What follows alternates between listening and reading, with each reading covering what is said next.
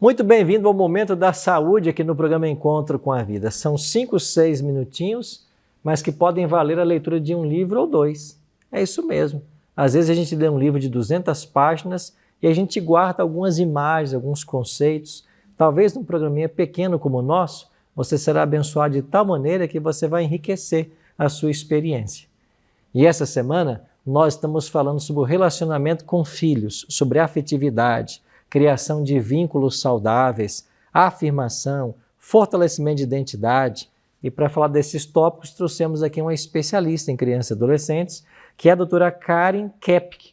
Tudo bem, doutora? Tudo bem, pastor. Muito obrigada pelo convite e pelo privilégio de estar aqui com você. A alegria nossa receber você aqui. A doutora Karen é psicóloga, ela é pedagoga, fez aí uma especialização em psicopedagogia e tem se dedicado ao estudo de crianças e adolescentes. Ontem nós falamos muito sobre a importância da afirmação na vida dos filhos e que muitas vezes a criança nos procura buscando afirmação. Ele quer saber se ele está certo, se ele está errado, se ele está indo bem, se não está. E nós, como pais, temos que estar atentos a isso. Perdeu esse programa? Vem aqui no nosso canal no YouTube e é só você procurar aqui então e você vai encontrar o programa de ontem. Hoje nós vamos responder uma pergunta que eu formulei ontem. Aliás, a doutora Karen vai responder, né? Doutora Karen, a gente reafirma as atitudes positivas dos filhos, eles esperam por isso, mas todos nós e os nossos filhos também cometemos erros, fazemos coisas erradas e precisamos, as crianças especialmente, precisam de um direcionamento nesse momento. Como que nós, como pais, podemos ajudar nossos filhos quando eles fazem coisas que estão erradas? Que conselho você daria para uma mãe e para um pai que nos está ouvindo? Eu penso que o erro hoje ele é um passo para o acerto. Então, a gente, de repente, pode olhar isso como uma possibilidade de aprendizagem. Levando em consideração, e eu acho que já falei isso nos dias anteriores, né, que eles estão num ciclo de desenvolvimento. E os nossos mamíferos são os que têm um ciclo maior, né, de desenvolvimento até chegar na fase adulta. Eles vão errar muito. Então, eles precisam, uma dica paralela a essa pergunta que você está me fazendo, eu diria que existem etapas, né, em que a gente precisa ser modelo, muitas vezes, para que a gente evite os erros. Então, tem coisas que a gente já erra, quando a gente só fala, faz isso, não faz aquilo. Você já está dando um passo para o erro do seu filho. Porque como ele é pequeno, ele está desenvolvendo linguagem, ele ainda não tem muita noção de resposta-consequência, nós precisamos ser os tutores. Então a gente tem que ser modelo e tutor. Então é muito importante estar junto, fazer junto, orientar, explicar, sinestesicamente, porque até mais ou menos 9, 10 anos, 12 anos, eles estão aprendendo no concreto, eles precisam ver para crer e aprender. Então é muito importante a gente ir fazendo isso e, na medida do possível, você vai vendo que ele já consegue fazer sozinho, afirma e depois fala, agora você faz ou eu faço? Você precisa da minha ajuda? Mas vai assistindo e vai acompanhando esse processo. E quando tem um erro? Eu costumo dizer que é aí que às vezes os problemas psicológicos nossos acontecem, né? Porque às vezes nós somos implacáveis com os erros das pessoas, sendo que seria tão mais simples a gente analisar assim, o que deu errado, o que não foi bom, o que aconteceu aqui? Ah, aconteceu isso, tal, não, derramou, ok, derramou. É um erro irreparável. Se for uma coisa irreparável, eu preciso aplicar para ele imediatamente. Olha, a próxima vez não vai ter próximo, isso é perigoso, isso é risco, vai ter uma consequência grave. Então vai ter se você fizer isso, por exemplo, fizer a mão no fogo, além de você se queimar, depois a gente vai ter um castiguinho aqui para você entender que isso é sério, né? Então aí aplica uma consequência de preferência não punitiva do ponto de vista físico, porque quando você só controla um erro com a punição física, você controla o comportamento naquele momento.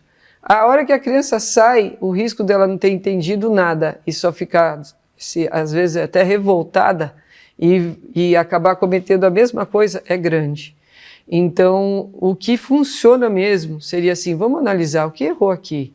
De que maneira isso poderia ser diferente? Sabe, deixa a culpa de lado. A culpa ela vai manchando a alma, a pessoa vai ficando pesada e ela vai se vendo a partir daquele ponto de vista do erro e não da possibilidade de o erro numa nova situação. Então, assim, querido, errou? O que a gente pode fazer aqui para melhorar isso? Eu já, com minha filha, por exemplo, uma vez, né, contou uma mentirinha, eu falei, filha, vou te explicar um negócio. Esse comportamento, então você não fala, você é uma mentirosa. Não, uma criança, né, como você vai falar mal disso, né, numa mente inocente? Isso, filha, quando a gente fala uma coisa que não deve, a gente perde a confiança. Eu acho que você não quer ser uma pessoa que ninguém confie. E eu vou te dar um nome, ó, comportamento verbal. Mentira. Então sou eu que vou nomear para ela o comportamento errado. Eu vou trazer para a consciência dela aquilo. Então, filha, eu imagino que você não quer ser mentirosa. Foi só um deslize, porque foi uma maneira fácil de você resolver esse problema, né? Uhum. Como é que você pensou isso? Deixa a criança falar. E aí depois fala assim, olha, então hoje fica tranquila, imagino que você não queira mais fazer isso. Agora, a próxima vez que isso acontecer, vai ter tal consequência. Sabe por quê? Porque isso é uma coisa grave. Se você desenvolver esse hábito, você vai ser infeliz. Então, eu acho que o problema é que a gente não tem tempo, às vezes, para ter essa conversa, para nomear comportamentos desagradáveis, né? Que muitas vezes eles geram por defesas pessoais, por desatenção, muitas vezes nada intencionados a fazer aquilo por maldade, né? São comportamentos. E a gente precisa ir sinalizando isso para eles e vendo aqueles que a gente quer reforçar e aqueles que a gente quer eliminar. Para eliminar, muitas vezes, tem que ter a consequência. E muitas vezes, alguns a gente até ignora para não reforçar. Uhum. Sabe? Tem coisa assim, se está fazendo muita coisa errada, alguns escolha a dor. Porque senão você reforça o que você quer combater. Uhum. Sabe?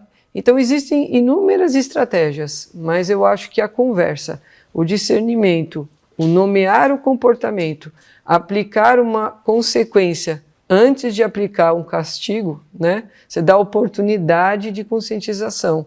E aí eu acho que fica mais fácil para não reforçar isso das próximas vezes. Ok. Obrigado, doutora Karen, por essas orientações.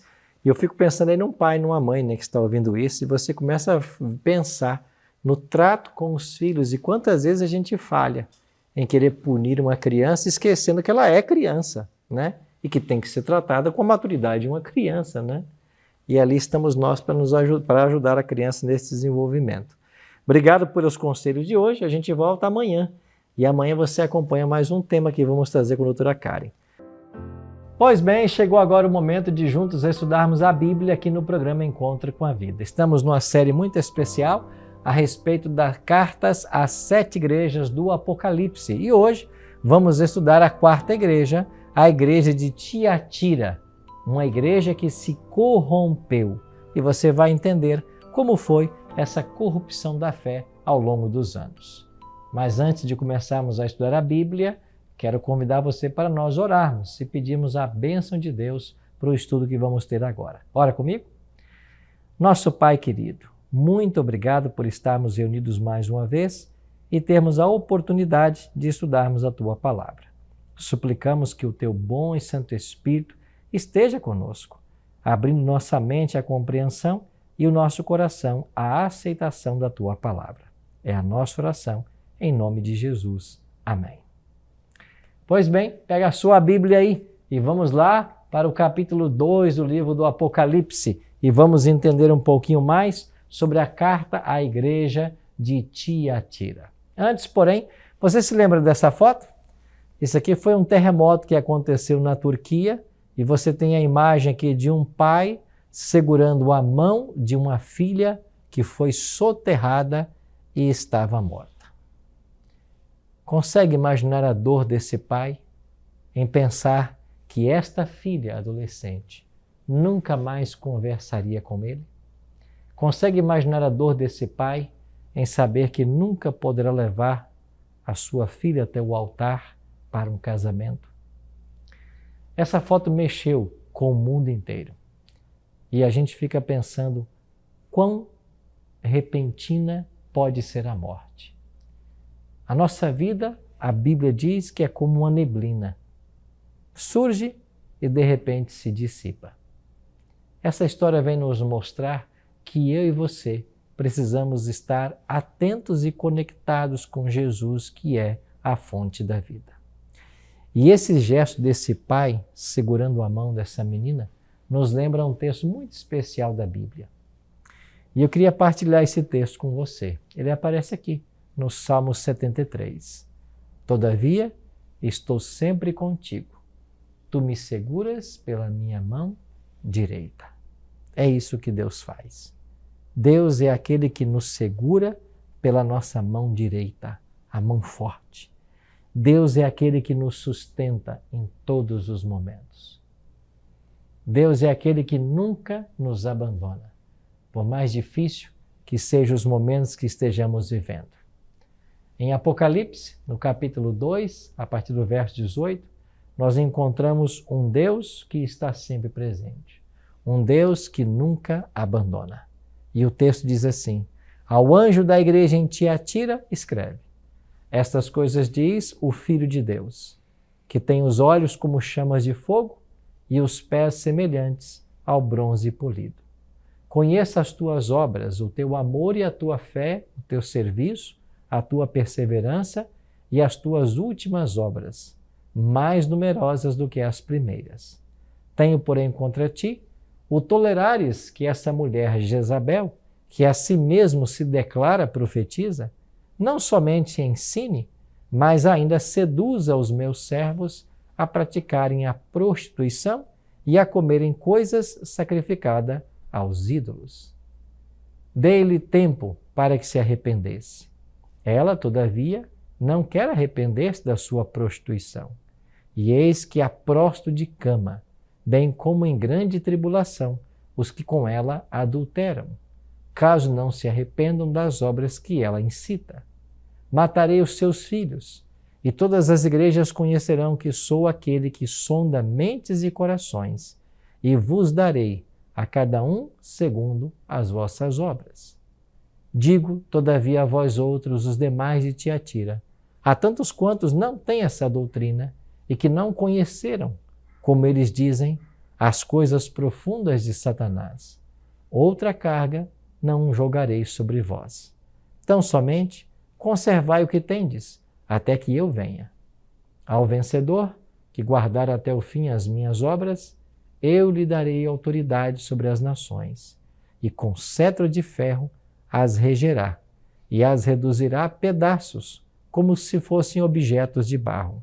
Assim como também eu recebi de meu Pai, dar-lhe ainda a estrela da manhã.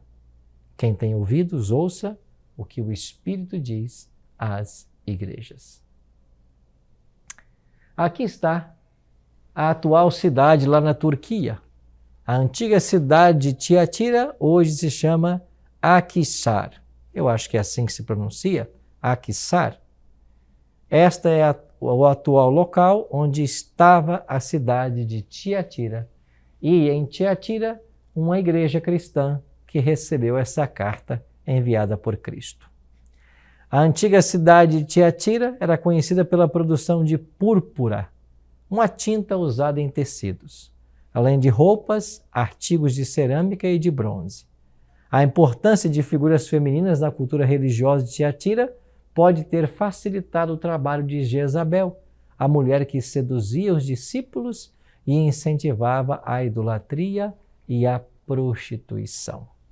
Você vai se lembrar que Jezabel foi uma rainha do passado que, casada com o rei Acabe, tentou levar o povo de Deus à idolatria. Quando Jesus ameaça matar os filhos de Jezabel, é impossível não lembrar de Babilônia, a mãe das meretrizes, o que nos leva a concluir que a profetisa Jezabel representa o mesmo poder de Babilônia. Uma possui filhos, a outra filhas. Esses filhos são a referência às pessoas que seguem o ensinamento ou o exemplo de alguém. Assim, os descendentes de Abraão são aqueles que praticam as mesmas obras de Abraão, e os filhos do diabo são aqueles que imitam as obras do diabo. Da mesma maneira, é provável que os filhos de Jezabel sejam aqueles que seguem os ensinamentos e praticam as obras dela. Então, a carta adverte contra esse tipo de gente. Jezabel simboliza a esposa de Cristo que se tornou meretriz pela violação dos princípios do reino de Deus. Ela ensinava o povo a praticar prostituição, a comer carne sacrificada a ídolos, e, por outro lado, você tinha os fiéis desse período, os valdenses, e eles disseram que os símbolos dos sacramentos não somos nós que damos ao povo, mas sim aos discípulos do anticristo. Ensinamos os significados espirituais dessas coisas. Não ponham sua confiança em atos cerimoniais. Você percebe que em todos os momentos tem as pessoas infiéis e fiéis? Os crentes representados por esse período de Tiatira, tem lá aqueles que flertavam com Jezabel, que praticavam a prostituição, a idolatria, mas também tinham aqueles que eram leais ao Senhor. Dentro desse período da história do cristianismo, você vai encontrar ali os povos valdenses. E esses valdenses permaneceram sempre leais ao Senhor, porque eles amavam a palavra de Deus. Eu tive a chance de visitar lá no sul da França e no norte da Itália a casa dos valdenses. Você sobe lá as montanhas e lá você encontra lá o Vale do Agrongona. Você encontra a terra dos valdenses. E até hoje você tem lá ruínas das escolas valdenses. Eles chamavam Dei Barba, era o nome que eles davam para essas escolas. E nessas escolas, o principal livro a ser estudado era a palavra de Deus. Por séculos, os valdenses, os albigenses e os huguenotes foram os únicos povos da Europa que não se contaminaram quando a igreja se apartou da verdade. É por isso que esse período, Tiatira, fala de uma igreja que se apostata da verdade, se afasta da verdade. E você vai entender hoje por que ela se afastou. Vale lembrar que cada uma das igrejas representava um período na história. E esse período na história de Tiatira, que começa no ano 538, é um período de tolerância com o erro, tolerância com a mentira, flertar com as coisas erradas. Uma palavra se destaca nessa carta a Tiatira: tolerância. Essa palavra deveria soar bem aos nossos ouvidos quando tolerar é sinônimo de perdoar pequenas falhas ou diferenças naqueles que esforçam buscando o aperfeiçoamento. Mas em nosso mundo real e cruel, tolerar significa aceitar e apoiar atitudes e comportamentos corrosivos e imorais. Somos facilmente rotulados de intolerantes e preconceituosos quando nos negamos a aceitar condições que ferem nossos princípios, e foi por causa dessa tolerância ao pecado que a igreja do período de Tiatira se corrompeu. Então, quando nós nos afastamos da simplicidade que há em Cristo e de sua verdade, o caminho pode ser a corrupção. O período de Tiatira começa no ano 538. O imperador Justiniano, ele vai reconhecer oficialmente o bispo de Roma como cabeça de todas as igrejas. E aqui vale lembrar um pouquinho essa história. Você sabe que até esse momento não havia ali um bispo que dominava sobre os outros. Em cada cidade do império havia um bispado e ali havia um bispo que coordenava os trabalhos.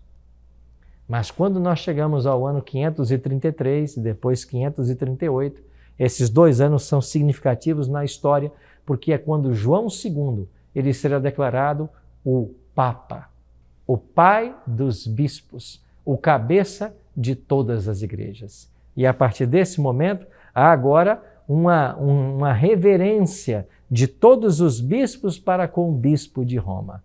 Isso porque Roma era a capital, ou fora a capital do império, a cidade mais importante no momento, e logo o bispo de Roma teve mais proeminência sobre os demais bispados. E ele é declarado agora como cabeça de todas as igrejas. Essa atitude dá origem ao papado. E o ano 538 é conhecido na história como o ano que se inicia a supremacia papal. Ou seja, o momento em que a igreja se une ao Estado. Isso havia começado desde o terceiro e quarto século com Constantino, mas agora em toda a sua força. A partir desse momento, a igreja estava unida ao Estado. Olha o que diz o Papa Gregório. Cidadãos romanos, chegou ao meu conhecimento que certos homens de espírito perverso têm disseminado entre vós coisas depravadas e contrárias à fé cristã, proibindo que nada seja feito no dia de sábado. Como eu deveria chamá-los, senão de pregadores do anticristo? Interessante. Aqui você tem um Papa condenando a pregação de se guardar o sábado. Mas o sábado não é o quarto mandamento da lei de Deus? Sim. Só que nesse período de Tiatira, o Papa, agora dominando na igreja e no Estado, se sentia com autoridade para mudar tudo, inclusive a lei de Deus. E passa agora a condenar aqueles que ensinavam o quarto mandamento da lei de Deus, chamando-os de anticristo, pregadores do anticristo. Já no ano 787, no Concílio de Nicéia, foi oficializado a veneração às imagens e relíquias sagradas.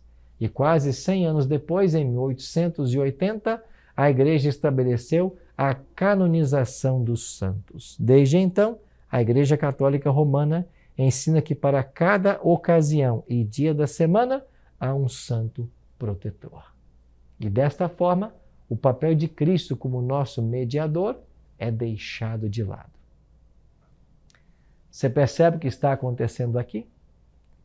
É exatamente o abandono da verdade.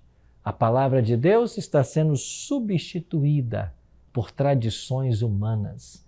E os apóstolos e outros homens que morreram são colocados agora como mediadores, como protetores, inclusive a própria Virgem Maria. Não existe nenhum texto na Bíblia falando que Virgem Maria foi ressuscitada, ressuscitou, foi para o céu. Não existe na Bíblia essa informação, mas foi colocada como um evento certo que ela ressuscitou e podia mediar pelos homens agora. É claro que sem nenhum texto da Bíblia para tal afirmação. Dessa maneira, a igreja foi abandonando a palavra de Deus e crendo em dogmas, tradições que os homens foram inventando. É por isso que essa igreja é falada como a igreja do período da apostasia, uma igreja que se afasta da verdade. Mas há um outro detalhe interessante que aparece nessa carta. Olha o que diz o Concílio de Toulouse, em 1229.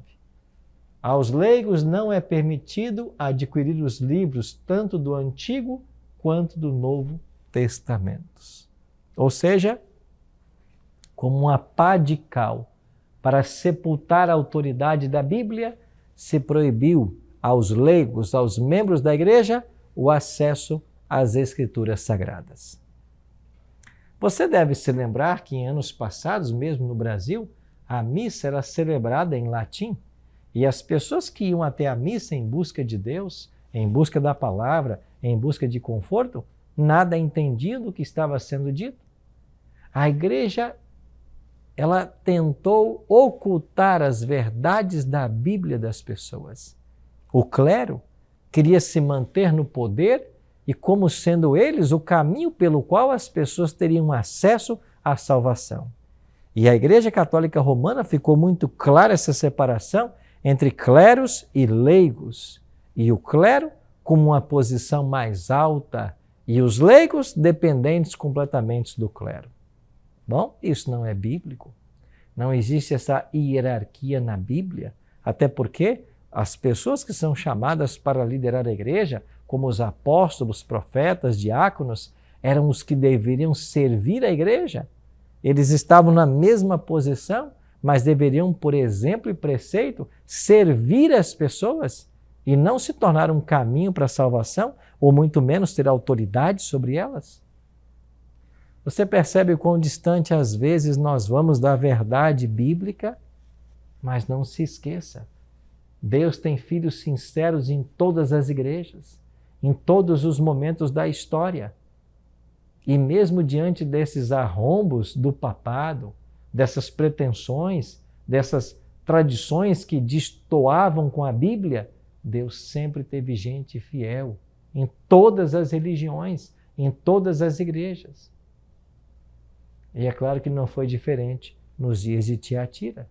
Deus tinha lá os seus fiéis, pessoas que estavam dispostas mesmo a morrer pelo Evangelho de Cristo. E de fato, ao longo da supremacia papal que durou 12 séculos, do ano 538 até 1798, milhares de cristãos perderam suas vidas, por amor à verdade, por amor ao Evangelho. Voltemos então a essa carta e vejamos o que mais aconteceu distanciando os crentes da verdade. O quarto concílio de Latrão, realizado em 1215, instituiu o modelo de confissão auricular, anual e obrigatório. A doutrina da confissão auricular, ela é contrária à Bíblia, porque ela tira Cristo do seu papel de mediador e tenta colocar o sacerdote. Alguns anos atrás eu estava lá, dentro da Basílica de São Pedro, no Vaticano, e de repente um sinal foi dado e vários confessionários foram abertos e as pessoas faziam fila para entrar dentro desses confessionários e confessar seus pecados aos sacerdotes. A doutrina da confissão auricular é mantida pela Igreja Romana hoje, ensinando-se que o sacerdote tem o poder de perdoar pecados. Amigos, a Bíblia ensina que só Cristo tem o poder de perdoar pecados. Você quer ter o seu pecado perdoado? Você precisa ir a Cristo. João, na sua primeira carta, capítulo 2, verso 1, ele escreveu assim: Filhinhos meus, estas coisas vos escrevo para que não pequeis. Todavia, se alguém pecar, temos um advogado junto ao Pai, Jesus Cristo, o justo. Meu prezado irmão, minha prezada irmã, se você está buscando o perdão de Deus, não busque o sacerdote, não busque o pastor, não busque o bispo, não busque o padre, não busque o missionário, busque a Jesus. Ele é o teu intercessor junto ao Pai. Ele é o teu advogado. É isso que a palavra de Deus ensina. Cristo é Deus homem. Por sua divindade, ele está unido ao Pai. Por sua humanidade, ele está unido à humanidade, ao ser humano. Ele é esse elo que pode nos religar ao Pai. Então, se você está precisando de perdão, você busque a Cristo, não um confessionário. Busque a Cristo, não um líder religioso. É verdade que nós, líderes religiosos, podemos aconselhar as pessoas, podemos ajudá-las, mas o perdão, quem concede só é Deus. E o perdão tem que ser buscado em Deus e não em ser humano, porque todos nós somos falhos, todos nós somos pecadores indignos. Nós carecemos de Cristo, esse advogado que nunca falha. Por isso, não se engane com aquilo que muitas vezes é ensinado. No ano 1233, foi instituída a Santa Inquisição.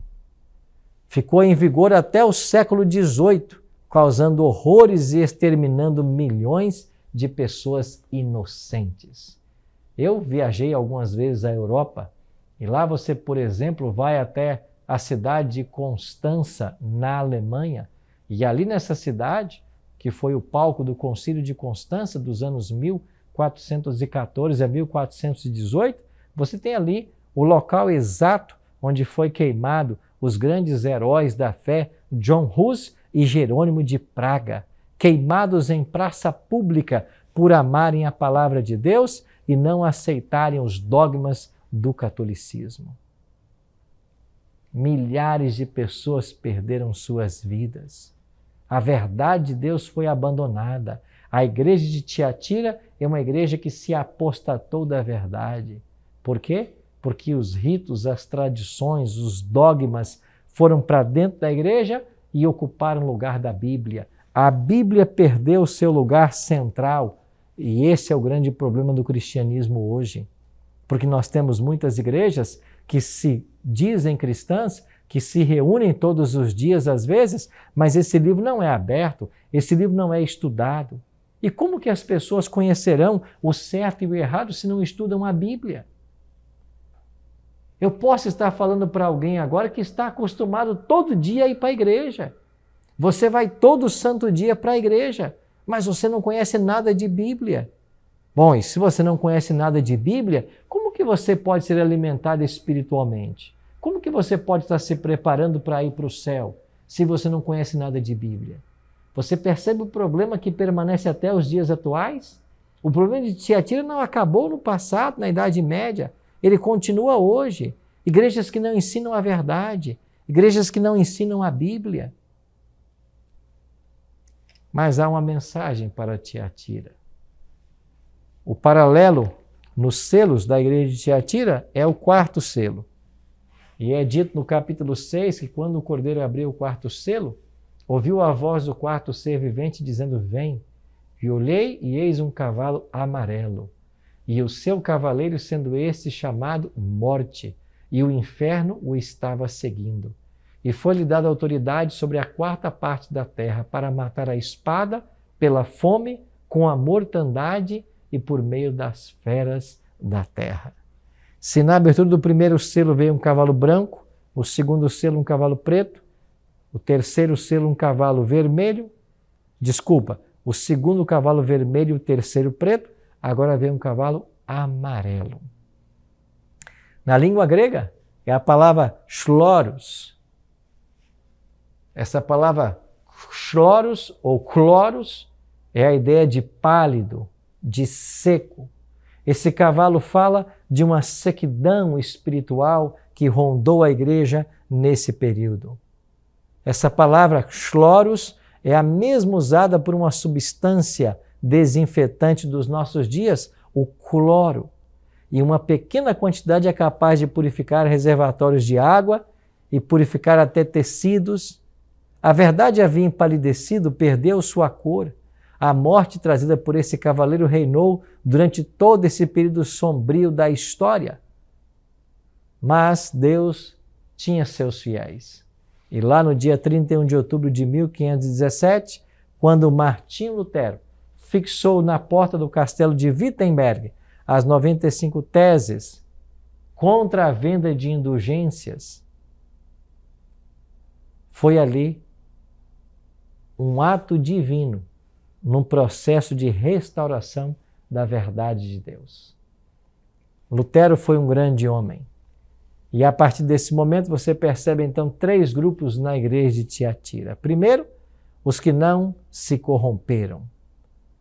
Versículo 24 diz: a vós os demais, os que não têm essa doutrina, os que não se corromperam, outra carga não jogarei sobre vós. Havia em Tiatira também os que estavam tolerando o pecado. E aí temos o exemplo de Jezabel. E o terceiro exemplo são os que estavam na prática do pecado. Apocalipse 2:21 diz: dei-lhe tempo para se arrepender-se. Ela, todavia, não quer arrepender-se da sua prostituição. E a carta termina dizendo que Cristo é o único que pode nos atender em nossas necessidades. Eu pergunto para você, meu amigo, minha amiga, em qual dessas 3 categorias você se enquadra? Aquele que está mantendo a verdade e afastando-se do pecado? Aquele que flerta, que transige com o pecado? Ou aquele que abertamente o pratica? Essa carta faz um severo apelo para nós hoje. Um apelo para que nós deixemos de lado os ritos e tradições humanos, invenções humanas, conceitos humanos e nos apeguemos única e exclusivamente à palavra de Deus. O problema da apostasia de Tiatira é porque ela se afastou da verdade. Deixou a Bíblia de ser regra de fé e prática. E isso levou a igreja a perder a sua cor, o cloro, tirou a cor, a beleza. Por isso esse cavalo pálido que cavalga e a morte o segue. A vida espiritual da igreja acabou porque a palavra de Deus foi tirada. Hoje nós corremos o mesmo risco. E muitas vezes a palavra de Deus está sendo tirada das pessoas. E se você não conhece o que é certo e errado à luz da Bíblia, você facilmente será enganado. O próprio Jesus Cristo disse, se um cego guiar outro cego, ambos cairão no barranco. Esse é o problema. Tem muita gente caindo no barranco na vida espiritual, porque estão sendo guiados por cegos espirituais. Por isso, meu prezado amigo, não se afaste da Bíblia em momento algum. Leia todos os dias e permita que ela liberte você das amarras do pecado que procuram nos separar da verdade. Eu espero que você tome hoje a iniciativa de estudar a Bíblia todos os dias. E esse programa existe para isso, para ajudar você a conhecer mais e mais da palavra de Deus. Porque a única forma de nós não nos apostatarmos, não nos afastarmos da verdade, é conhecendo a verdade. Eu queria orar por você, para que você se firme na palavra de Deus cada dia mais. Ora comigo? Pai querido, muito obrigado, Senhor, pelo conhecimento da Tua palavra que chega à nossa vida. Nós queremos nos libertar das tradições humanas, dos dogmas, daquilo que as pessoas nos ensinaram sem qualquer fundamento da Bíblia. Nós queremos nos apegar exclusivamente à Tua palavra e suplicar que o Senhor nos ajude a conhecer a Tua vontade a cada dia. É a nossa oração. Em nome de Jesus. Amém.